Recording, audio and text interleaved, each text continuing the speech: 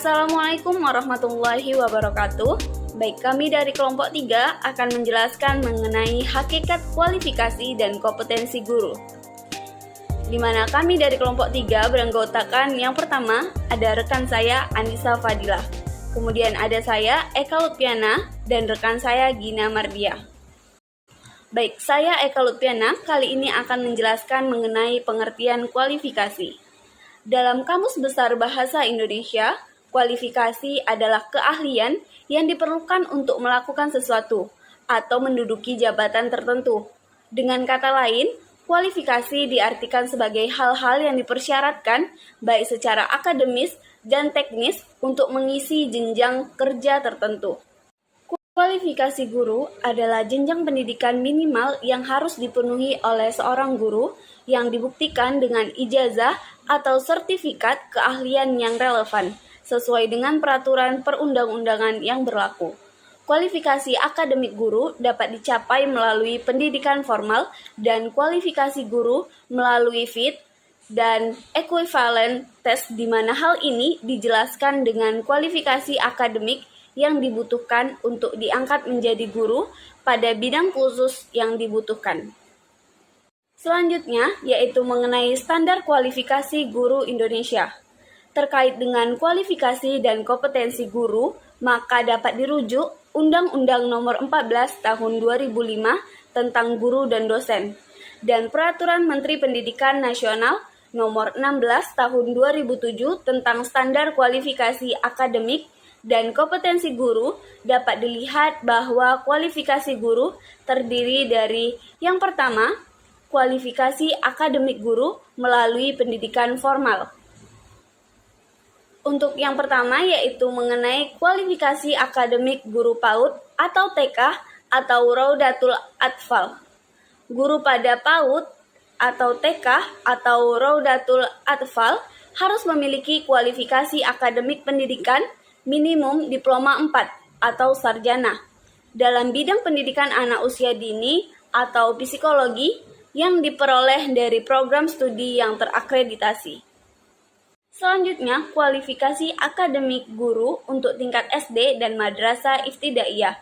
Guru pada tingkat SD atau madrasah ibtidaiyah atau bentuk lainnya yang sederajat harus memiliki kualifikasi akademik pendidikan minimal diploma 4 atau sarjana dalam bidang pendidikan SD atau madrasah ibtidaiyah, D4 atau S1 atau PGSD atau PGMI.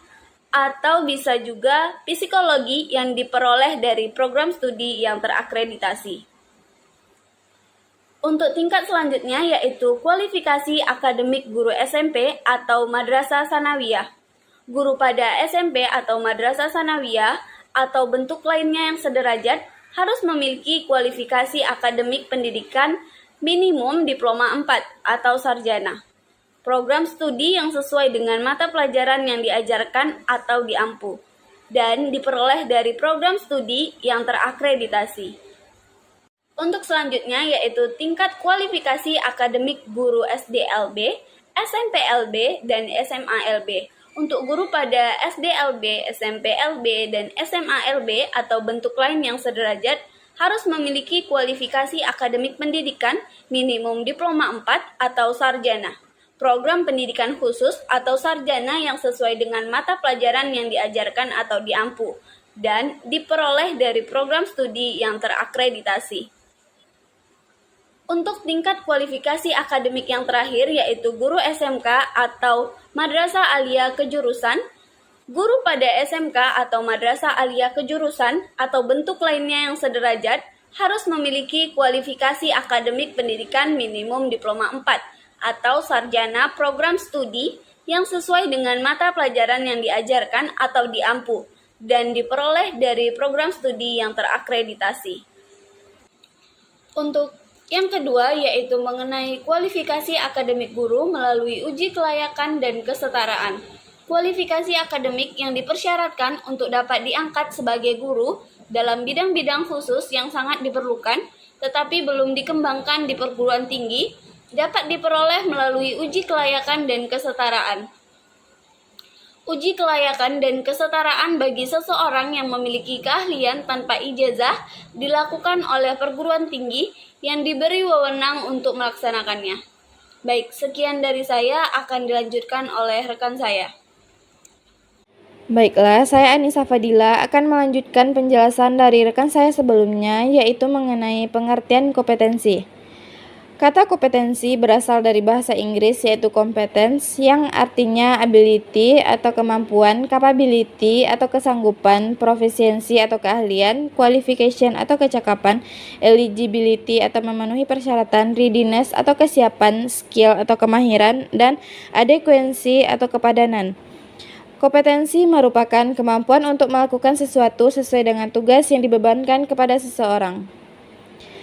Sebagai seorang guru profesional, guru harus memiliki kompetensi keguruan yang memadai. Seorang guru dinyatakan kompeten yaitu apabila guru mampu menerapkan sejumlah konsep, azas kerja, dan teknik situasi kerjanya. Guru mampu mendemonstrasikan keterampilannya yang dapat menghandle lingkungan kerjanya dan dapat menata seluruh pengalamannya untuk meningkatkan efisiensi kerjanya. Menurut Mushaf, ia membagi kompetensi guru dalam 3 bagian, yaitu bidang kognitif, sikap, dan perilaku. Yang ketiganya ini tidak dapat berdiri sendiri karena saling berhubungan dan mempengaruhi satu sama lain. Selanjutnya yaitu standar kompetensi guru. Standar kompetensi guru adalah ukuran yang ditetapkan atau dipersyaratkan dalam bentuk manajemen pengetahuan dan perilaku perbuatan bagi seorang guru agar dapat berkelayakan untuk menduduki jabatan fungsional sesuai bidang tugas, kualifikasi, dan jenjang pendidikan. Sebagaimana disebutkan dalam Undang-Undang Nomor 14 Tahun 2005 tentang guru dan dosen, maka guru harus yang pertama memiliki bakat, minat, panggilan jiwa, dan idealisme. Yang kedua, memiliki kualifikasi pendidikan dan latar belakang pendidikan yang sesuai dengan bidang tugasnya. Yang ketiga, memiliki kompetensi yang diperlukan sesuai dengan bidang tugasnya. Yang keempat, mematuhi kode etik profesi. Yang kelima, memiliki hak dan kewajiban dalam melaksanakan tugas. Yang keenam, memperoleh penghasilan yang ditentukan sesuai dengan prestasi kerjanya. Yang ketujuh, memiliki kesempatan untuk mengembangkan profesinya secara berkelanjutan. Yang kedelapan, memperoleh perlindungan hukum dalam melaksanakan tugas profesionalnya. Yang kesembilan, memiliki organisasi profesi yang berbeda hukum. Sesuai dengan Undang-Undang Peraturan Pemerintah Nomor 14 Tahun 2005 pada pasal 8 mengatakan tentang kompetensi seorang guru. Ada 4 kompetensi dasar yang harus dimiliki oleh seorang guru antara lain. Yang pertama yaitu kompetensi pedagogik. Kompetensi pedagogik adalah kemampuan mengelola pembelajaran peserta didik yang meliputi pemahaman peserta didik, perancangan dan pelaksanaan pembelajaran dan pengembangan potensi peserta didik. Aspek kompetensi pedagogik adalah sebagai berikut. Yang pertama, menguasai karakteristik peserta didik. Yang kedua, menguasai teori belajar dan prinsip-prinsip pembelajaran yang mendidik. Yang ketiga, pengembangan kurikulum. Yang keempat, kegiatan pembelajaran yang mendidik. Yang kelima, komunikasi dengan peserta didik. Dan yang keenam, penilaian dan evaluasi. Yang kedua yaitu kompetensi kepribadian. Kompetensi kepribadian adalah kemampuan kepribadian yang mantap, stabil, dewasa, arif, dan berwibawa, menjadi teladan bagi para peserta didik. Aspek kompetensi kepribadian adalah sebagai berikut. Yang pertama, bertindak sesuai dengan norma agama, hukum, sosial, dan kebudayaan nasional Indonesia. Yang kedua, menampilkan diri sebagai pribadi yang jujur, berakhlak mulia, dan teladan bagi peserta didik dan masyarakat. Yang ketiga, menunjukkan etos kerja, tanggung jawab yang tinggi, rasa bangga menjadi guru, dan rasa percaya diri. Yang keempat, menjunjung tinggi kode etik profesi guru. Yang ketiga yaitu kompetensi profesional. Kompetensi profesional adalah penguasaan materi pembelajaran secara luas dan mendalam yang memungkinkan seorang guru dapat membimbing peserta didik. Aspek kompetensi profesional adalah sebagai berikut. Yang pertama, konsep, struktur, dan metode koheren dengan materi ajar. Yang kedua, materi ajar yang ada dalam kurikulum sekolah. Yang ketiga, hubungan konsep antar mata pelajaran terkait. Yang keempat, penerapan konsep-konsep keilmuan dalam kehidupan sehari-hari. Yang kelima, kompetisi secara profesional dalam konteks global dengan tetap melestarikan nilai dan budaya nasional. Dan yang terakhir yaitu kompetensi sosial, yaitu kemampuan guru sebagai bagian dari masyarakat untuk berkomunikasi dan bergaul secara efektif dengan peserta didik, sesama pendidik, tenaga kependidikan, orang tua peserta didik, dan masyarakat sekitar. Dan selanjutnya akan dilanjutkan oleh rekan saya. Baiklah, saya Gina Mardia akan melanjutkan materi selanjutnya yaitu pandangan Islam tentang kualifikasi dan kompetensi guru. Layanan yang berkualitas yang diberikan oleh seorang guru akan meningkatkan penghargaan dari masyarakat terhadap pekerjaan guru. Maka dari itu, kompetensi guru amatlah penting. Di dalam Al-Quran dijelaskan tentang pentingnya kompetensi guru, sebagaimana firman Allah pada surat Al-An'am ayat 135 yang artinya, "Katakanlah Muhammad, wahai kaumku, berbuatlah menurut kedudukanmu, aku pun berbuat demikian. Kelak kamu akan mengetahui siapa yang akan memperoleh tempat terbaik di akhirat nanti. Sesungguhnya orang-orang yang zalim itu tidak akan beruntung." Menurut Abdul Fattah dalam buku karangan Muhaimin menjelaskan bahwa seorang yang memiliki tugas mendidik dalam arti pencipta, pemelihara, pengatur, pengurus, dan memperbaharui atau memperbaiki kondisi peserta didik agar berkembang potensinya, maka ia disebut dengan murabbi. Orang yang memiliki pekerjaan sebagai murabbi biasanya dipanggil dengan sebutan ustadz.